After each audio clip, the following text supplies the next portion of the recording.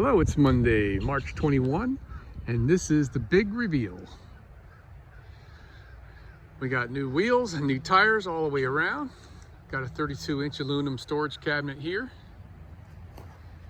Got our Reflectix up to keep the heat and the sun out. We got two air conditioners, mini splits. The front one's running right now. That's 12,000 BTUs in front, 9,000 BTUs in the rear. A 6-gallon RV propane water tank and 2,350 watts of solar panels on the roof. Coming around the front, she's a little dirty. You can see our curtains we have up there. We got some more Reflectix here.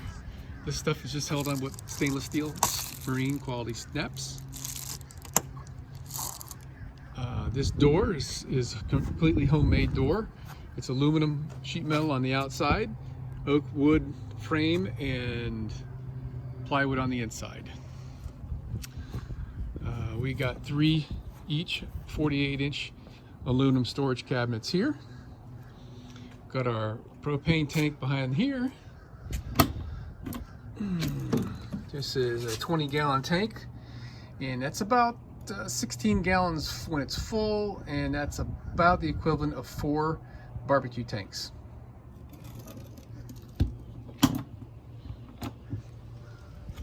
And let's take a look on the inside. All right.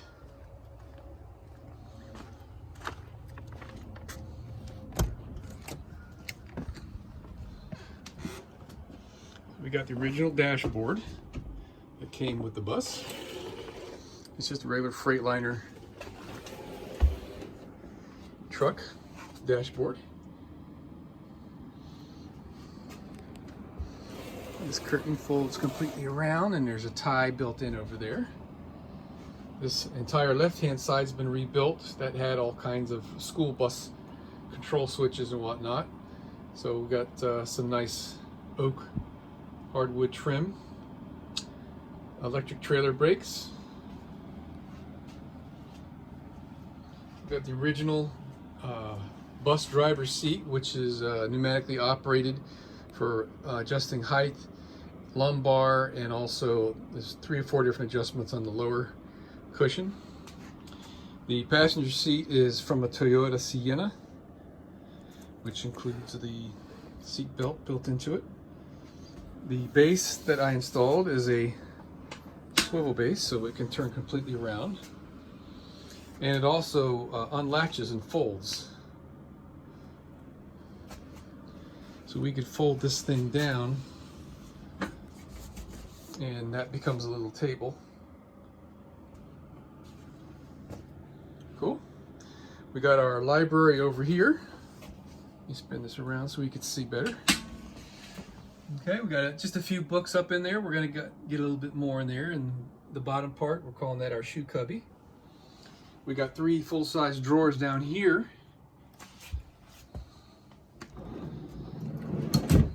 They're very large.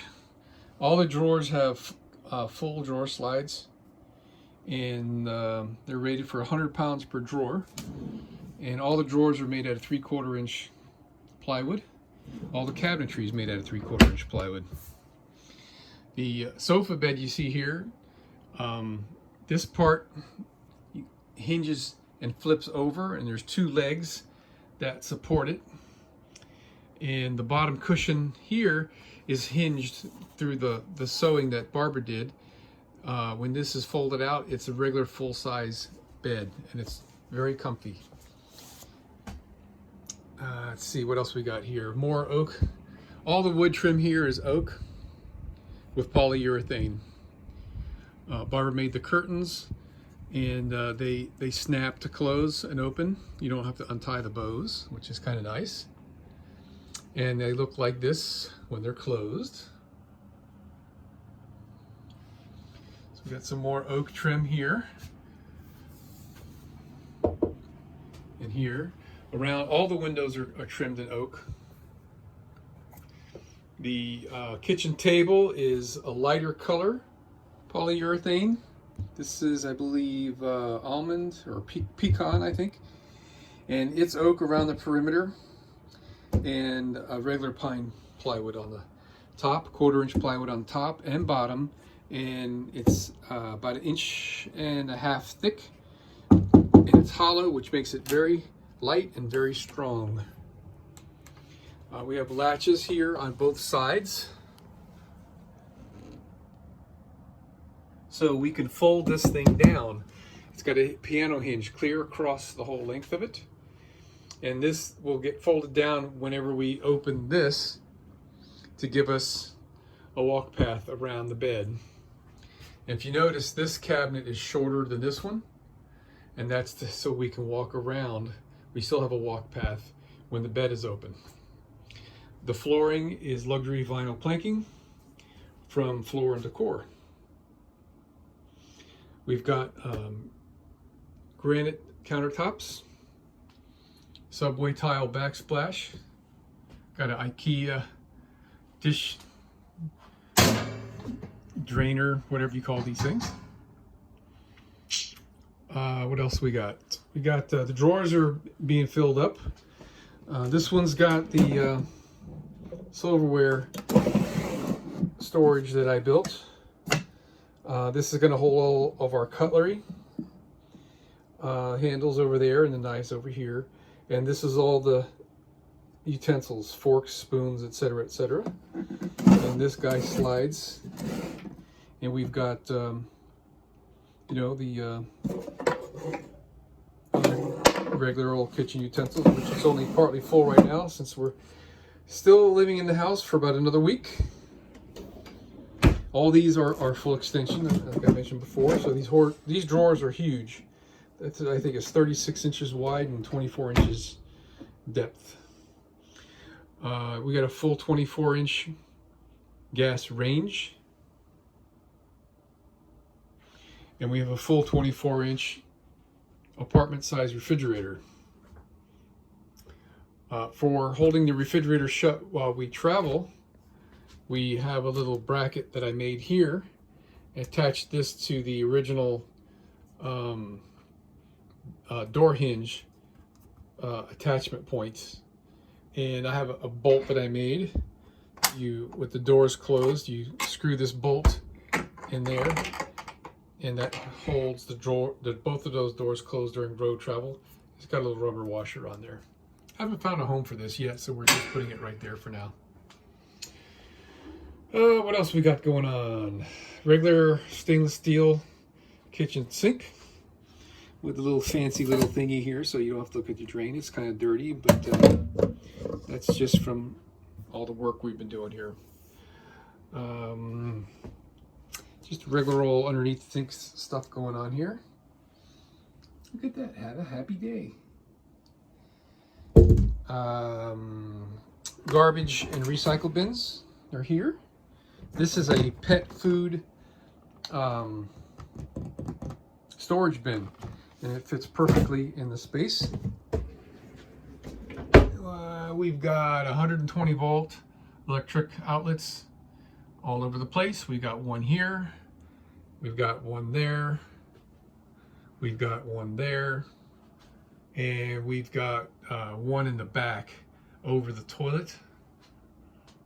And there's one in the closet here for the water heater that's dedicated.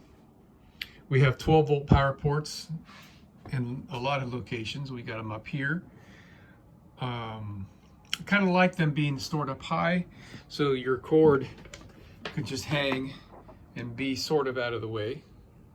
I got another 12 volt power port right there. Got two 12 volt power ports on the dashboard. That's part of the truck electrical system. Everything else is on the house electrical system. The bus has air conditioning, factory air conditioning in the dashboard, and aftermarket air conditioner here that came with the bus. This runs off the engine like an automobile air conditioner. Another 12 volt power port on this side. I guess that's all we got going on here. A really big drawer underneath the refrigerator for baking pans and whatnot.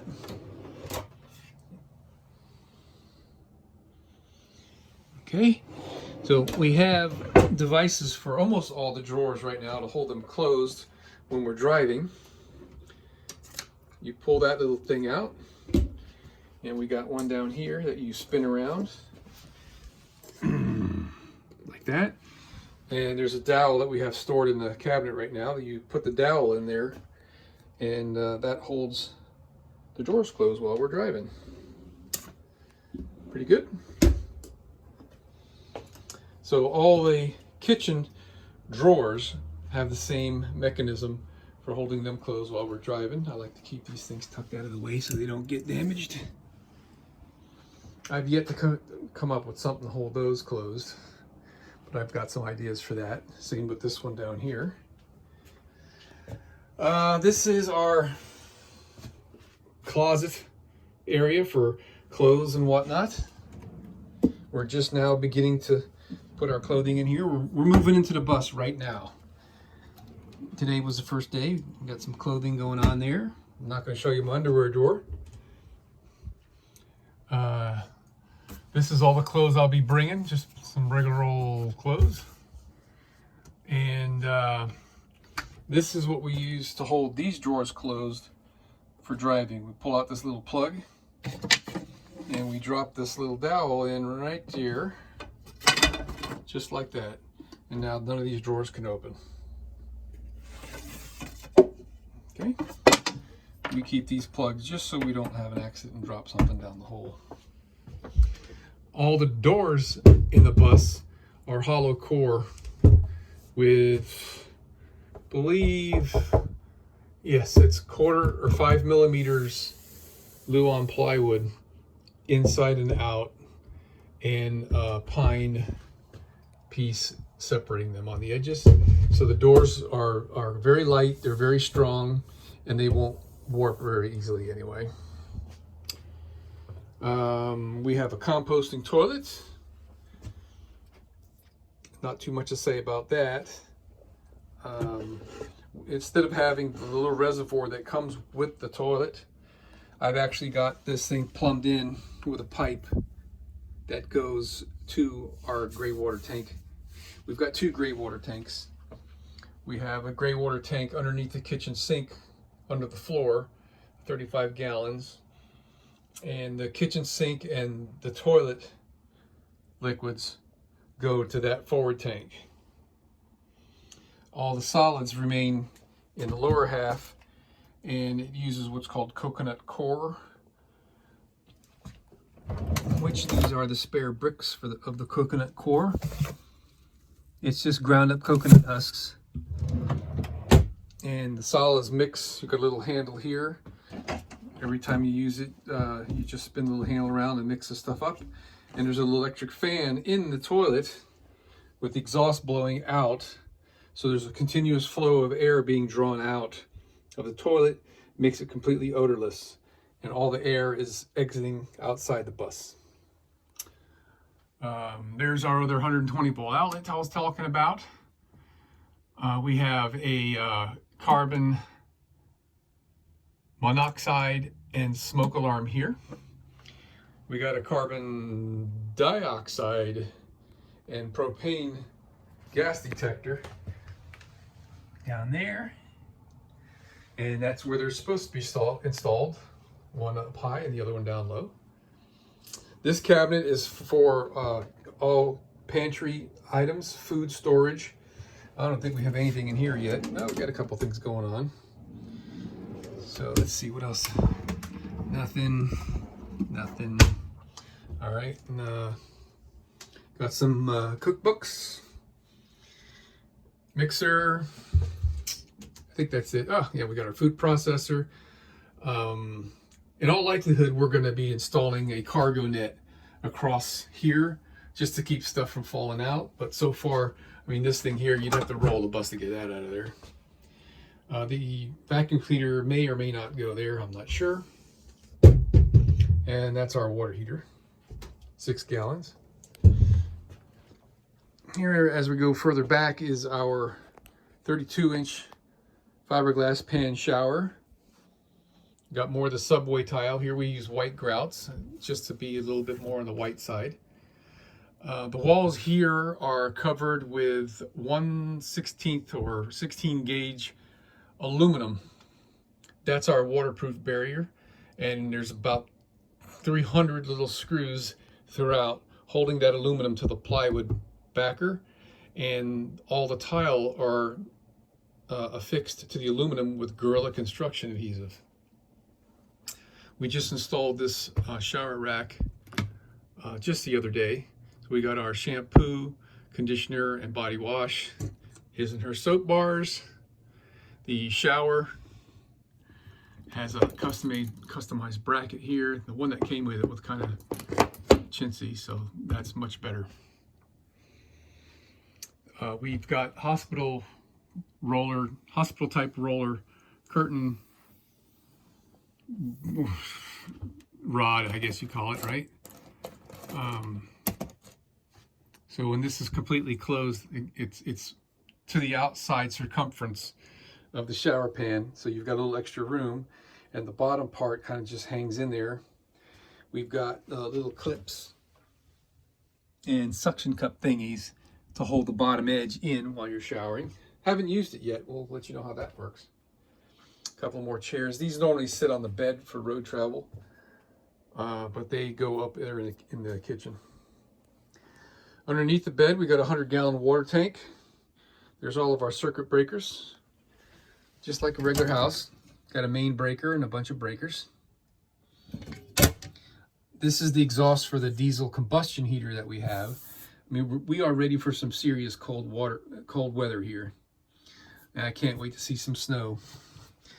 The bus is insulated all the way around. The floor's got 3/4 inch insulation. The ceiling's got 1 and 3/8 polyester insulation. The walls have got rock wool, 1 3/8, 1.5 on the wall, and all the walls. It's very, very well insulated. With the Reflectix on the windows, this thing's like a cooler. It doesn't take hardly any air conditioning to keep this thing cool in the summer. Speaking of cool, there's our 9,000 BTU mini split air conditioner for the rear, which is not even on, and I'm completely cool and comfortable here. And it's a rather warm day outside. There's the control panel for our diesel combustion heater. And the time on that might even be correct. 4:51? Not sure. Here's our vanity cabinet. Again, all the cabinetry in here is custom made for the bus. It's all 3/4 inch plywood everywhere. All the walls are 3/4 inch plywood everywhere. The ceiling is 1/2 inch plywood. So all the wood that you see in the bus is structural. You can attach anything anywhere in this bus without worrying about it not being strong enough to hold. All right, I guess that's about it. Oh, the bed. Oh yeah, it's not made right now. Sorry about that, but the sheets are in the laundry. It's a full queen size bed from IKEA. Solid foam mattress with an extra 2-inch foam, memory foam on the top.